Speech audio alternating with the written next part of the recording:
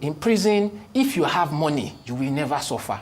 You serve the prison either with your body or with your money. I can tell you Bobrisky did not spend time in prison. Spent 3 weeks and they moved him out. There's no single Nigerian who has money and does not want to complete their time in prison that will do it. It's only if they want to.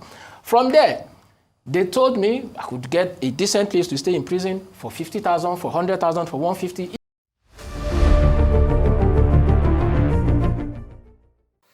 So, Nigerians, I am where we left it from last time. So on my last video, I was talking about how endemic the corruption in Nigeria is.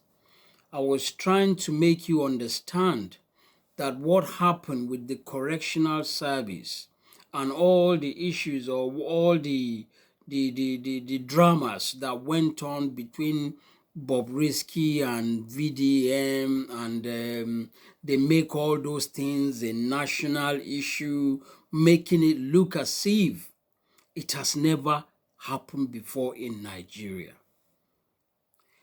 I want you to understand, like I made you understand then, that it is not the first time. And I am bold to say that out of 100%, 99% of Nigerian institutions are corrupt.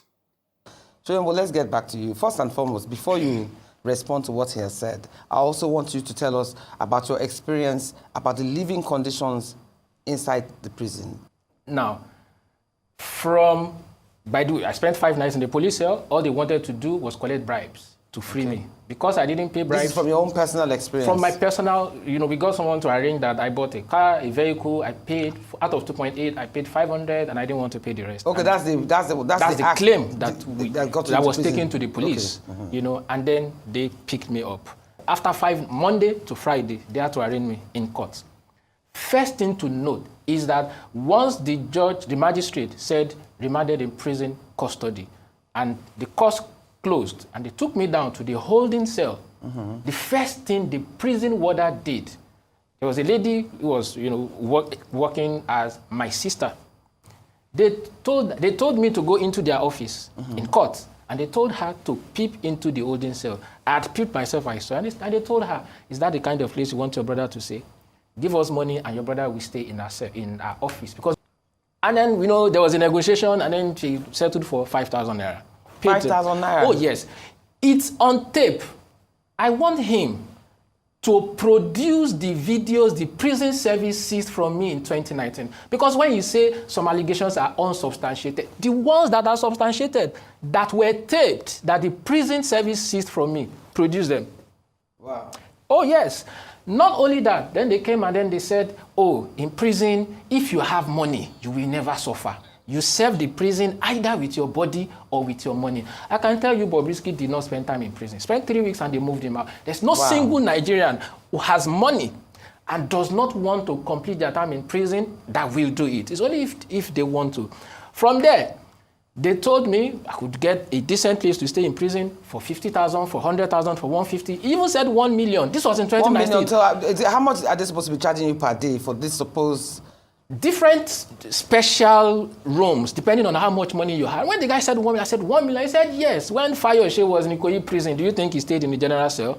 So on the first night, you sleep in a place called welcome cell. You don't sleep like this. You don't sleep like this. You sleep like this. If you're like crayfish, when you open sardine, have you ever opened sardine? The way they pack, I'm not exaggerating, it's exactly. If Bobrisky spent 1 night in welcome, you think he will come out and speak to anybody? You won't come out. That first night, you keep asking yourself, who sent me? How? You cannot turn. That's how you sleep. Its punishment is, and the thing is that once you have money, you bypass all these things. So from what they were saying, you will think that the issue we have in Nigeria is just our correctional service. But the truth is, it has to do with all Nigerian institutions, whether be it federal, whether be it government, whether be it local government. Do you want to talk about the police? Do you want to talk about the immigration? Do you want to talk about the custom? Do you want to talk about the inland revenue? Do you want to talk about you? I can go on and on and on. There is no one of these institutions that you will go to that you will not discover this same rot, if not worse. There was a time I went to a police station with someone that I bought a land in a village somewhere, and we have these Fulani herders that are disturbing these people, not allowing anyone to be able to farm, because once you do that, these herders will come into your farm and eat up your crop or destroy your farm. In fact, I had to fence my own land. Imagine the amount of money that it is going to cost me to fence acres of land. But other people are not fortunate to be able to do such a thing. And on this particular occasion, these herders went into this guy's farm. They destroyed everything. He went to the police station. I actually followed him there. And we got into the police station. And the first thing is even to lay complaint, for us to write statements. We were asked, or he was asked, to pay 2,000 naira. That is the first thing. After reading the statement, then he was asked to bring another 1,500 to do photocopy and some other stuff. After doing that, for the police to follow us down to the farm where the issue has happened, they are demanding about 10,000 in order to get vehicle to take two police back to and fro from that place. And at the end of the day, this my friend or this neighbor said he doesn't have money to spend. His farm has just been raided, and he came to police station to report, but all he could do within 20 minutes was to bring out over 10,000 naira. I had to pay that 10,000 naira because I wanted to see the end of the issue. We went to his farm. They had a look at these things, and after about 5-6 weeks, I called him and asked what is happening. And he said he had went there more than 5 times. In fact, they were not even giving him any response. They were not even entertaining him to say things. And he just got fed up and he left. That is police station. What about CAC? I went to Corporate Affairs Commission in order to register a business. And when I got into the office, if you look at the way the staffs were so uninterested, at first they rushed me. But when they saw that I was straight and I wanted to speak to somebody in charge, that I can make direct payment to the government account, all of a sudden they all lost interest. And I have to be chasing them left and right. Eventually, I left and I couldn't do that thing until we came with a friend. And a friend of mine now told me that, listen, if you have to follow the proper way, the proper channel, you will not get this thing on time because you are going back. But what you need to do is to follow the back door. And when you follow the back door, you will get this thing there and then. We followed the back door. We had to see this woman. That is when all their smiles came back. And I had to part with over 20,000 naira. And within 2 weeks, I got these things. The first time when I went for over 1 month, six weeks, no answer. They were just telling me that we have not heard from Abuja. But when we paid this extra money, within 2 weeks, or slightly over 2 weeks, these documents came out. That one is one. After that, I went to Inland Revenue, where you need to pay tax to Nigerian government, for crying out loud.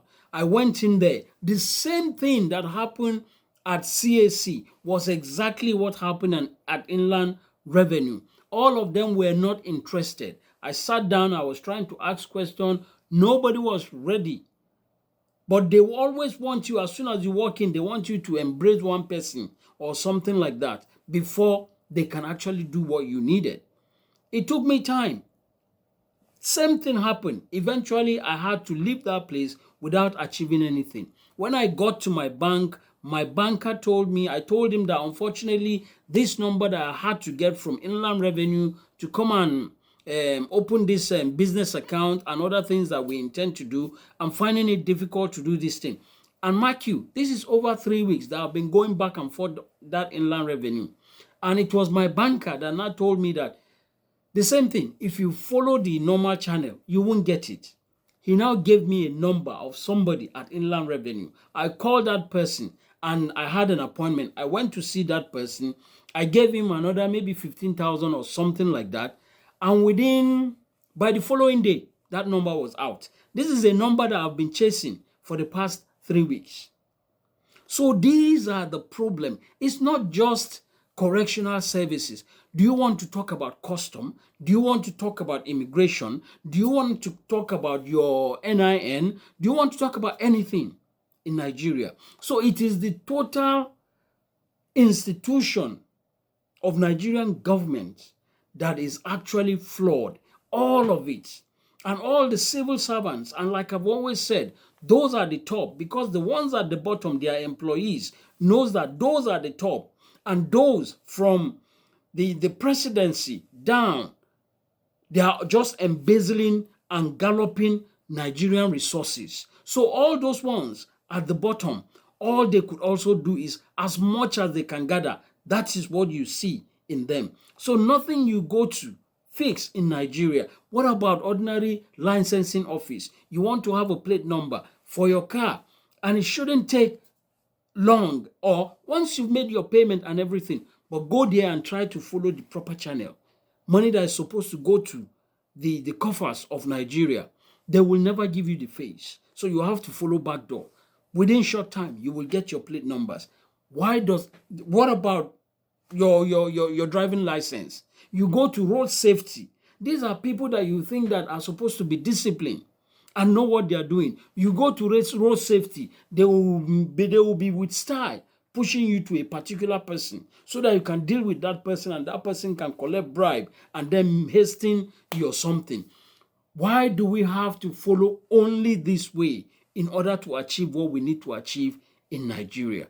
And that is why I'm saying it. Until we Nigerians stand up and say no to this. I can understand sometimes it's easy to say for me or for anybody, but we have to get there. If we all can go to the West and all of a sudden align to whatever is going on in the West, respect the traffic lights, respect the red lights, respect queues, respect everything that is happening, why can't we do it in Nigeria? I'm not going to tell you that it's not possible, because I know it is possible. We might not be there now, but if we all come together and fight for what we believe is right, believe you me, sooner or later it will happen. Remember during Buhari's time, that Buhari locked the whole border in the south and said that Nigerians will have to fight and find a way to feed themselves, that everybody will go to farm. You did not secure farm. You are telling people to go to farm. I remember at that time, I went to spend the night with a friend that had a farm somewhere in Ogun State. And right in the middle of the night, from 1:30, I was hearing vehicles passing. I could not sleep. Eventually, I had to wake down my friends up in the farm and said, what is happening? And he had to open his gate. And right there, we were seeing Hummer buses. They were just driving with speed. I'm talking 1:30 at night.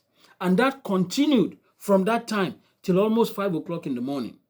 And guess what? My friend told me that this is not just once in a month. It's not once every 2 weeks. It's not once a week. It's daily basis. What are they packing? Rice, groundnut oil, all those kind of things.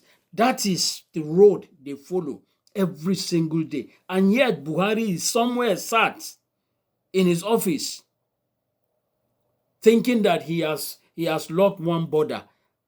Nothing is coming in. Meanwhile, every night, people are packing things from that same border that we said is locked. So these are the problems. These people are being paid in order to stop all these atrocities. But yet, they are the same people that are committing the atrocity. And that is why I always said it. Until we have a leader who will step on toes and who will bring back the capital punishment, where it's head for a head, an eye for an eye. If you have been paid as a civil servant, anybody that works for government, and you are still following back to be packing money, then we will have a problem with you. And not just saying it, but using people as example, crowning consequences, dealing with impunity, and respecting the rule of law. The problem we have in Nigeria is we have all the laws, but how many people are actually respecting and following that rule of law? Nobody. Starting from our president, starting from the top. And until we change that around, believe you me, we cannot go anywhere. As our leaders are stealing, packing the money from the top, borrowing that they can, the money that could have been coming in from all our institutions, believe you me, with the right leader, we don't need to borrow a penny from outside. And if we are going to borrow a penny from outside, we should use that penny judiciously for the benefit of the Nigerian people. But unfortunately, these leaders knows that they have dropped the ball. So they just allow the junior officers in all our institutions to continue to pack as much as they can. Two things that will get us out of these issues and predicament that Nigeria is.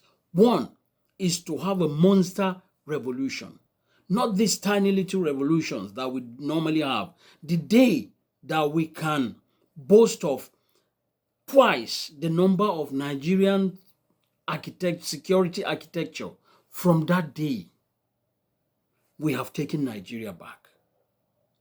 And that is where we need to walk to. From the day we are double the number of Nigerian security architecture, those people that they normally push to infiltrate, these people are also involved, or they are.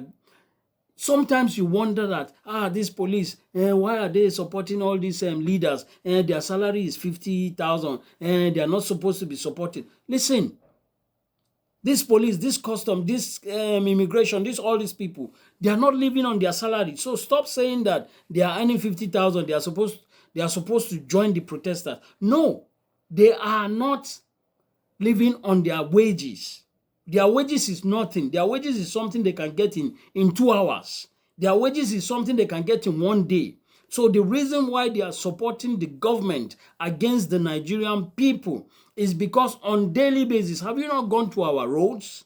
Have you not seen our police? Have you not seen their pockets so huge with 200 naira, 500 naira? That is what they are living on. Go to the immigration, go to the custom, go to inland revenue, go to licensing office. These people don't live off their salaries. I spoke to a friend some time ago who had one of these people, I don't want to mention, on daily basis. He was telling me that they do contribution of 100,000 on daily basis, contribution of 100,000 on daily basis. And that is not just the one person. It's all over Nigerian institution. So tell me, whoever is contributing 100,000 per day, even if they are paying him 10,000 naira, do you think he cares? So if you see these people holding on to the government against the people, it's not because their salaries are small. It's because what they get, we have a system that is not working. So they are benefiting off that system. So don't join them with people to protest because you think their salary is 50,000. That is the way you need to see it. So when you are talking about security architecture joining us, they will not. Because what they get off Nigerian people on the road, in the bush, whenever you go to a police station, the first thing they look at you and think, what has brought him? Let's hope it is a good one. That is what is it. It's not about, what problem? How can we help you? What's your problem? Well, how did it happen? No, they don't care. They just want to take as much from you. And the people that are suffering are the Nigerian people. So that is one option for us to get out of this situation. And the second one, like I always mention in every of my video, is to identify one sick leader, to identify one person that we know understands all these things that is happening and is willing to put his life on the line and make sure that people are dealt with. Nigerians, particularly in leadership positions, are dealt with. We always, like I always said, let's go back to capital punishment. To use that capital punishment, whether it's execution, whether it's hanging, just to sanitize our leadership position. And after that, then we can start working on how Nigeria can go forward. So it's either we rally around this one person and come their elections every 4 years, come out massively and vote for this person, and then let them rig that election. And that revolution that we are talking about, that is the opportunity. And then we can come out and just take everybody down. And then we can start afresh. The one thing that annoys me about Nigeria is that we have more than enough for everybody. But because we have no organized leaders, people in power, millions of Nigerians are suffering. Millions are suffering. The correctional service in Nigeria is so bad. The day I arrived in Ikotegbene on the 27th of July, an inmate had died the previous day.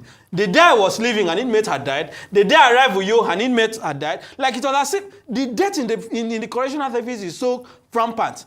The healthcare is nothing to write home about. This is not limited to the correctional service that I was, the custodial center. It's a national thing. All these things that is happening in ministry of this, ministry of that, is a complete waste of time.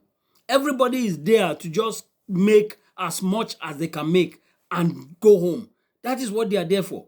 It is when we start using people as example, crowning consequences over impunity, that is when we can start moving Nigeria to where it needs to be. Please subscribe to this channel. Share, because it's very important. We have to get as many people as possible to start thinking positively about Nigeria. Nigeria is not doomed. Nigeria is not finished. We have to start thinking about a Nigeria that our children and great-grandchildren can, in the future, look at and see as a nation or as a country. Thank you very much, and I'll see you on my next video.